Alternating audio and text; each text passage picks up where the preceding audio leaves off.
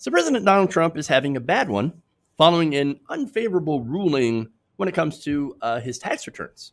So now Axios reported earlier today that the Supreme Court, had ruled that the Manhattan prosecutors can obtain President Trump's tax returns, his financial records, as part of their investigation into hush money payments made to Stormy Daniels during the 2016 election. So Manhattan DA Cyrus Vance Jr. Wanted 8 years of tax returns as part of that investigation. It looks like he's going to get it. Well, it's awesome. Now, the 7-2 decision is being described as a stinging loss for Donald Trump, who has fought to keep these records secret, with some wonder as to why they're secret. Now, Chief Justice John Roberts wrote in this decision, which, by the way, this decision was also supported by Neil Gorsuch and Brett Kavanaugh, two Donald Trump appointees. So that's just a little extra flavoring on this, a little bit of icing on the cake. All right. So anyway, Roberts, writing for the majority, said 200 years ago, a great jurist of our court established that no citizen, not even the president, is categorically above the common duty to produce evidence when called upon in a criminal proceeding. We reaffirm that principle. Well, would you look at that? It looks like President Trump is not above the law. So much for those claims for or claims of immunity, right? Because that's what Donald Trump has been claiming for quite some time. I'm above the law. As president, I have complete and total immunity from prosecution. No, turns out you do not have complete and total immunity from investigation or possible prosecution. Again, this is a criminal case involving campaign finance law.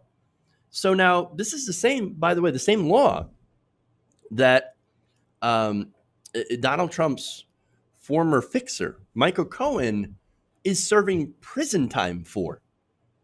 So Cohen's in prison, and now they're investigating Donald Trump to see whether or not he knew of the payments to Stormy Daniels, and whether or not that information is reflected in his tax information. So that's it, right?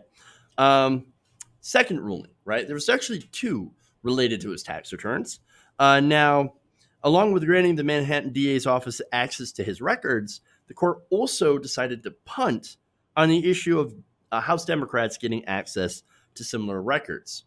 So now this is getting punted to a lower court, with the courts basically saying, hey, not my job, right? I'm not really interested in doing that. Now, that does mean the Democrats, they're not going to get their hands on any of Trump's financial records ahead of November. If they get access to those records at all, that depends, of course, once again, on lower courts. But at least in principle, again, Donald Trump, the courts, the court basically rejected Donald Trump's argument that he is above the law, and that's something to celebrate. That means we still have some functioning law and order in the country, and that's a bit of a relief. Now, Manhattan District Attorney,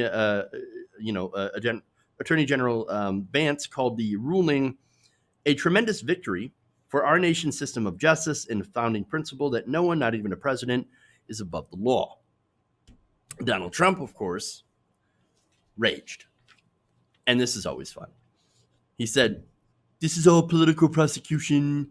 I won the Mueller witch hunt and others, and now I have to keep fighting in a politically corrupt New York.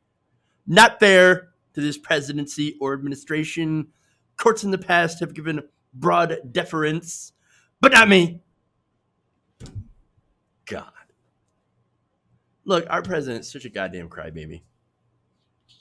I mean, seriously, he's a child. He cries about everything. Presidential harassment. I mean, come on, dude. Really? Oh, he also screamed prosecutorial misconduct. Now, let me ask you a question, right? Have you ever had a president that cried this much? Honestly, I mean, look, the Republicans held 9 hearings on Benghazi during the Obama presidency. Did President Obama cry about that? Did he go on Twitter and type out an all cap, the prosecutorial misconduct? No, he didn't. Look, I know y'all like, and I agree, we do not like Hillary Clinton here, right? This is not a Hillary friendly show. At the same time, did Hillary Clinton whine about testifying for 9 straight hours in front of Republican committees, in front of these idiots, in front of these kooks, right, that were questioning her about Benghazi? No. No, she did not. She sat there looking rather annoyed, which is what I would do. I would also sit there being annoyed at these morons. And so, I mean, look, Hillary Clinton, definitely more of a man than Donald Trump. That's for sure. And so Donald Trump cries and whines on Twitter all day long. How can anybody look at that man and think, oh, no, alpha male, alpha, totally a big, strong protector man? No, he cries so much. What a bitch. More importantly, what's interesting about that is that nobody cries as much as Donald Trump, and we know that. But also, nobody cries that much if you've got nothing to hide. And that's what's interesting about this, right? So, I mean, what's in those tax returns? We're not actually going to know. Unfortunately, it's not going to be released to the public, especially since they did punt it down to a lower court, which is going to take a while to actually go through and adjudicate that. And we might not never know what's in that. But also, the Manhattan DA records, those are secret right now. And so we're not going to know. We're not going to know. And so, even though I guess he should be happy that we're not going to know what's in his tax returns. I've always considered the possibility that he's only hiding this because he's embarrassed, because he's not as rich as he claims to be. That is the big thing about Donald Trump.